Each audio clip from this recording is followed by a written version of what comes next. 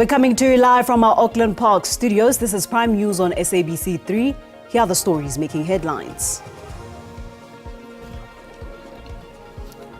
The wreckage of the missing aircraft has been found near Mooi River in KwaZulu-Natal, including the bodies of the 3 occupants. We can indicate that we've not had any incident right now, but our teams are monitoring the situation on the ground.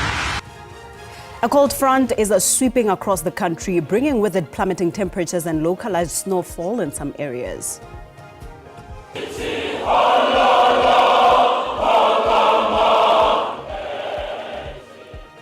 Professor Caesar Nongunga has been announced as the new president of the African Transformation Movement, replacing Vuyolethu Zungula.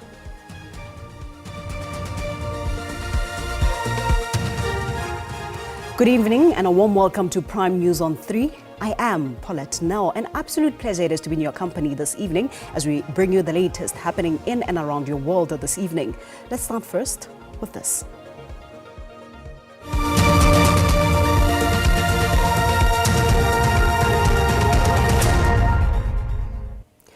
The South African Civil Aviation Authority's Accident and Incident Investigations Division has confirmed 2 aviation accidents in KwaZulu-Natal on Sunday night.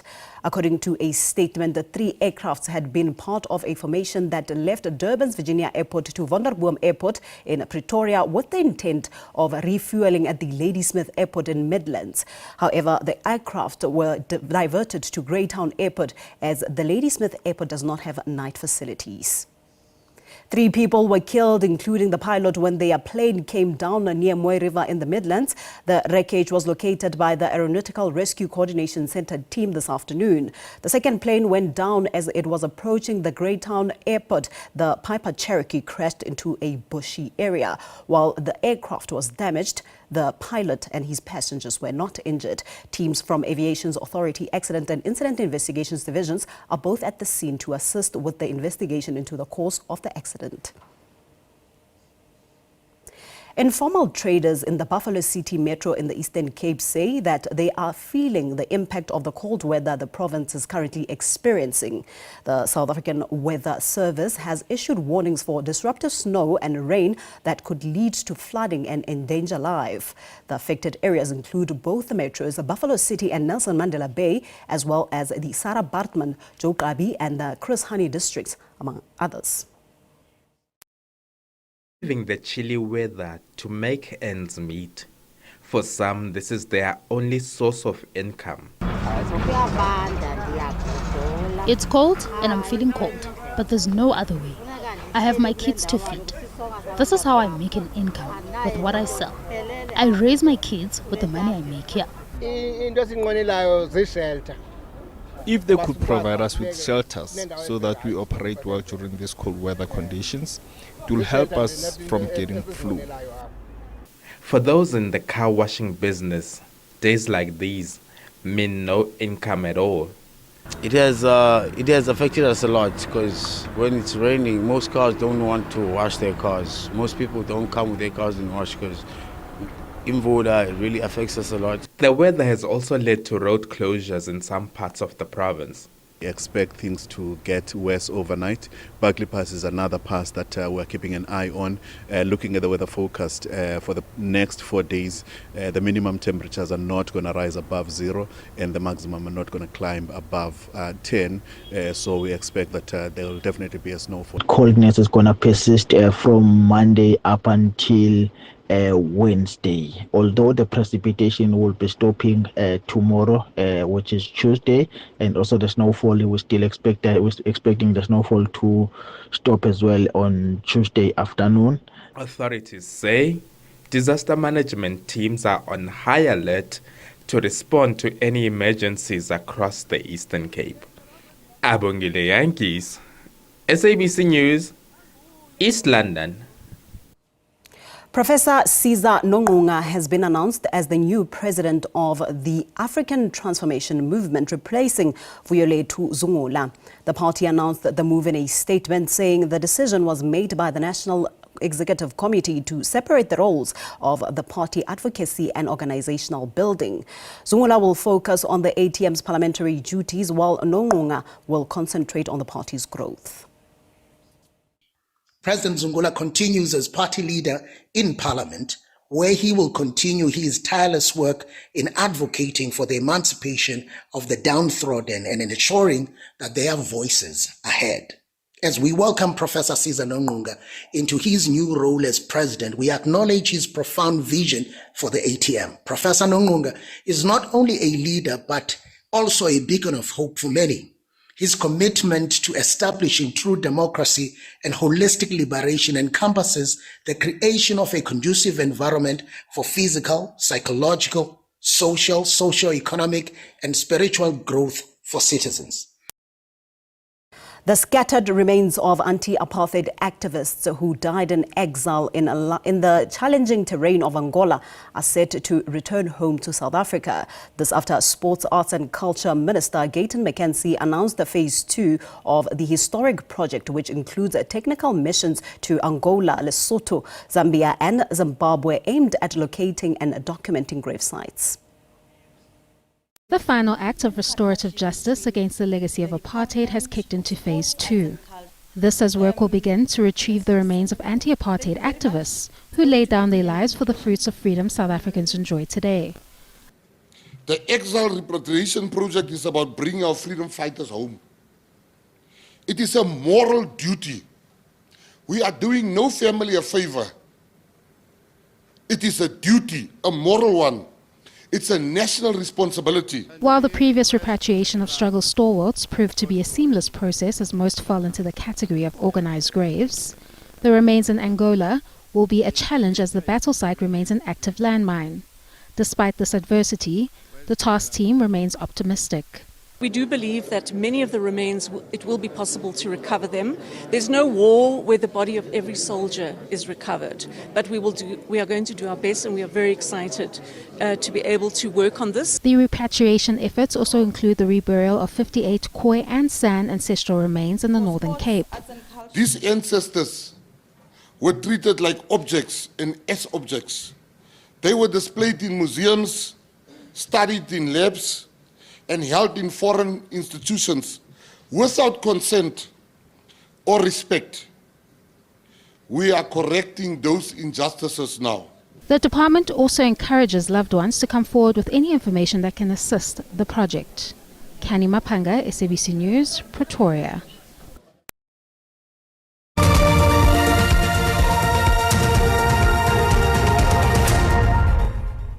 Welcome back. Let's continue with this. Suspects in the abduction of 19-year-old Kamogeloba Ukudi have demanded a ransom from his mother for his release. A charge of extortion has been added to Philemon Aduns, who made his first court appearance in the Bloemfontein Magistrates Court.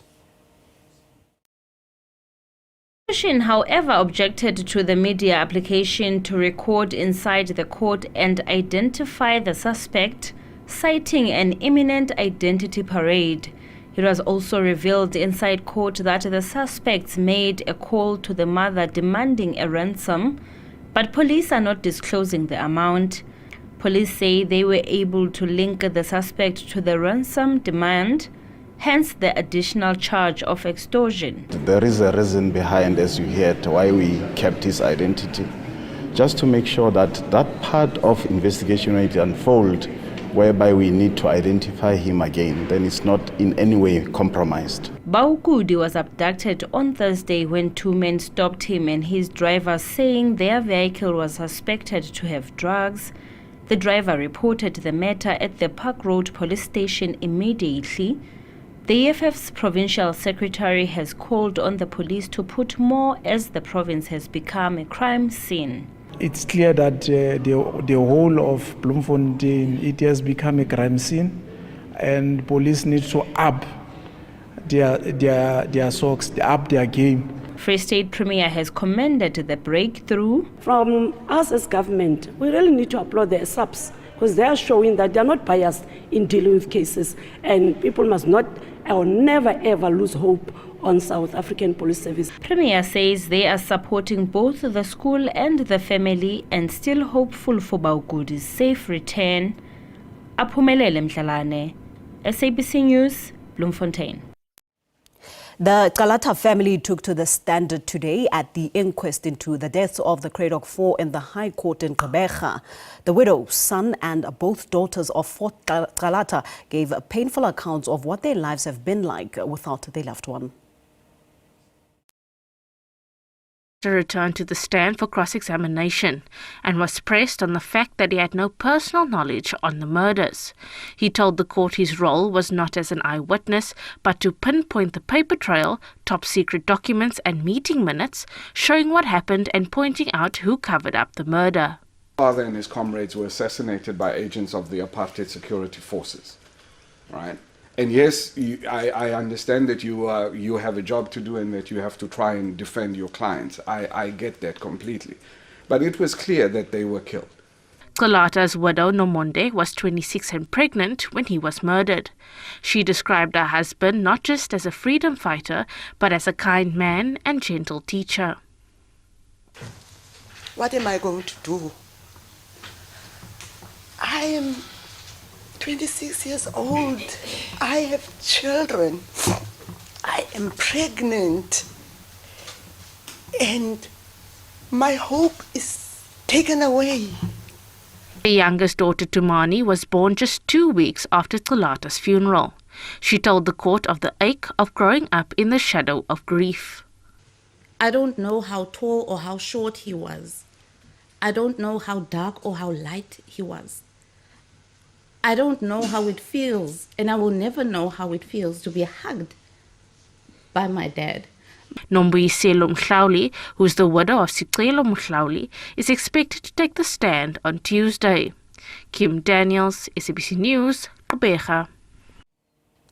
The Border Management Authority, SARS, and their Mozambican counterpart are engaged in a 3-day bilateral meeting to improve synergy at borders in Komati Port in Mpumalanga.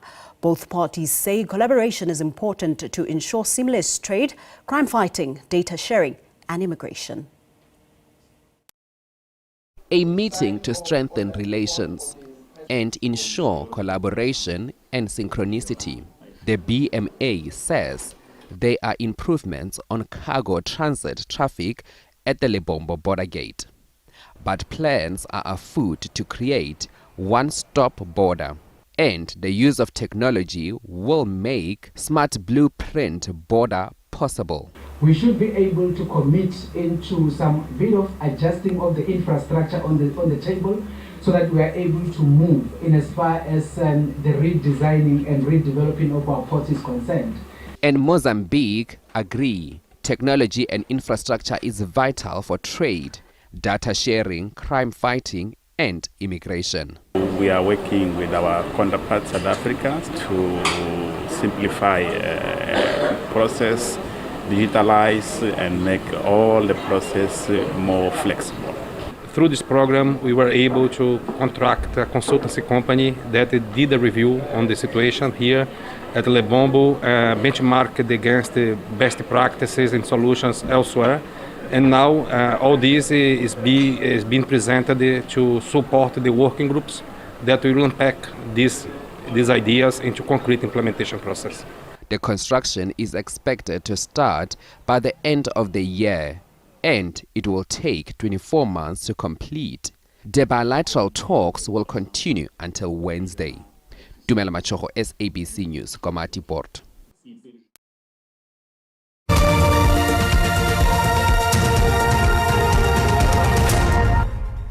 Thank you so much for sticking with us. Let's continue. Starting first with news further afield. Los Angeles Mayor Karen Bass has slammed the Trump administration for provoking chaos in her city through its recent immigration raids. The operation took place on Friday around Home Depot stores where street vendors and day laborers were picked up. U.S. President Donald Trump has characterized the earlier demonstrations in the city as riots. The National Guard troops were also spotted in Paramount in southeast Los Angeles. Seeing in LA is chaos caused by the administration. People should exercise their right to protest. That's their First Amendment right. But people should also exercise that right peacefully. We do not want to play into the administration's hands. We're working with officials, we're organizing resources, but what we're seeing in Los Angeles is chaos that is provoked by the administration. When you raid Home Depot and workplaces, when you tear parents and children apart, and when you run armored caravans through our streets, you cause fear and you cause panic. And deploying federalized troops is a dangerous escalation, but we need to be real about this. This is about another agenda. It's not about public safety. There's clearly no plan, and there is clearly no policy.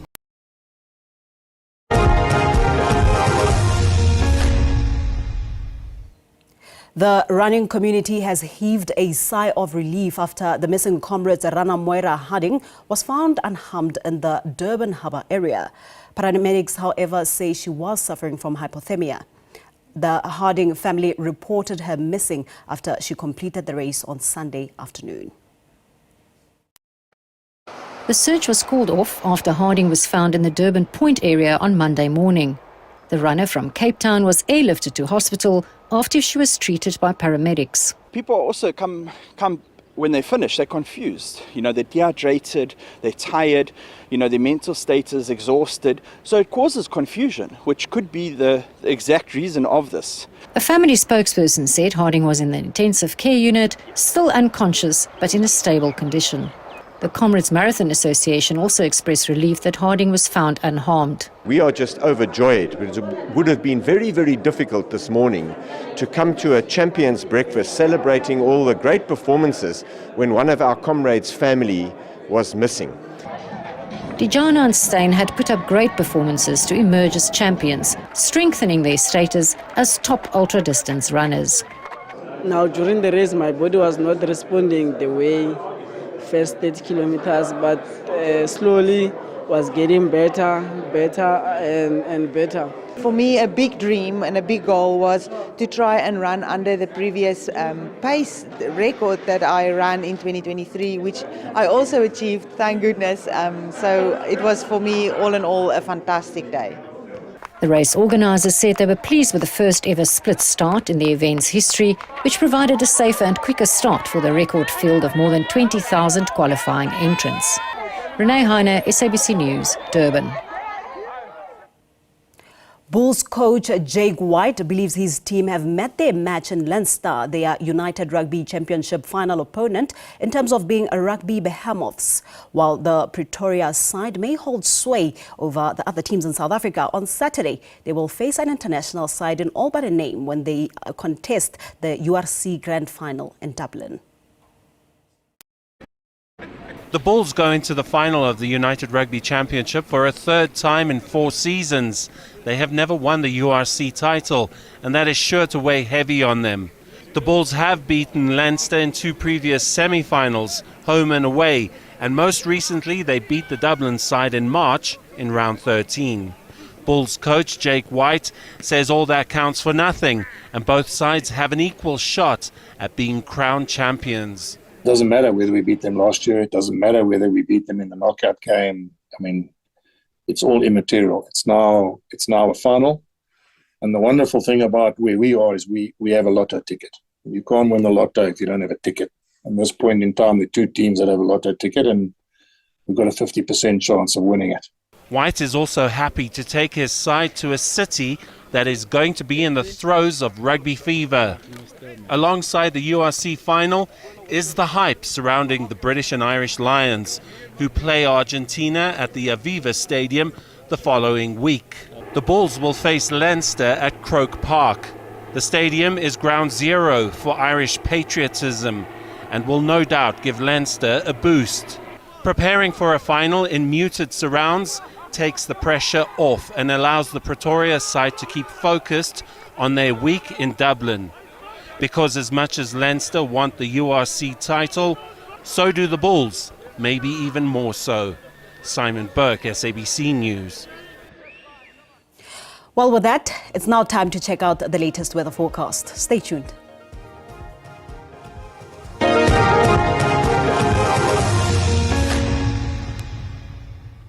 Thank you very much, and a very warm welcome to the Weather Desk. Time for us to look at those conditions over the country. Now, we're still talking about the cold front that's been causing havoc over most of the country. With that cold front over the interior of KwaZulu-Natal, stretching all the way towards Gauteng. Behind the cold front, we do have a Krado flow that's sitting over the central parts, causing up to 80% chance of showers and thunder showers over the Eastern Cape, stretching all the way into KwaZulu-Natal. Isolated over Gauteng, stretching towards the northwest. It is going to be a cloudy day as we move towards Cape Town for tomorrow. We see a bit of clearing with that cold front moving away. That Krado flow, it is expected to develop into an upper trough, meaning that is dying off. Only 80% chance of showers and thunder showers is expected over that interior of the Eastern Cape. Scattered to isolated as we move towards Free State, but snowfalls still expected over the high-lying areas over Lesotho, stretching into the Eastern Cape and parts of KwaZulu-Natal. For tonight,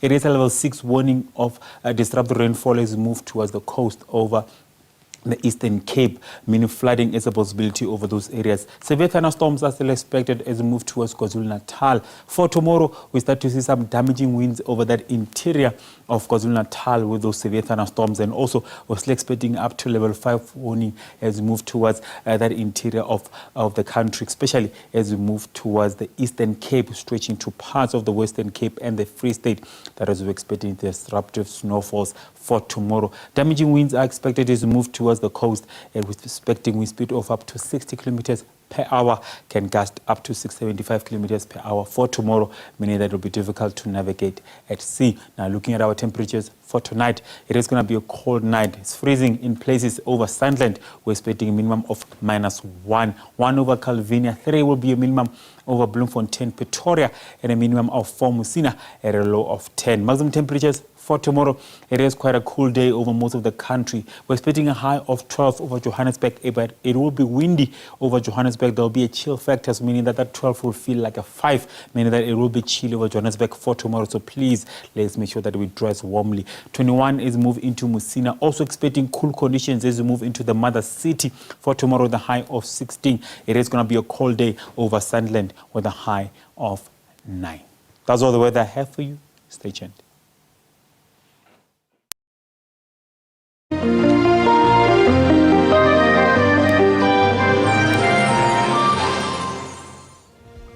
That concludes our time together this evening. Unfortunately, we won't be bringing you news tomorrow, as we will be making way for an international friendly between Bafana and Mozambique. We will, however, be back with more news on Wednesday.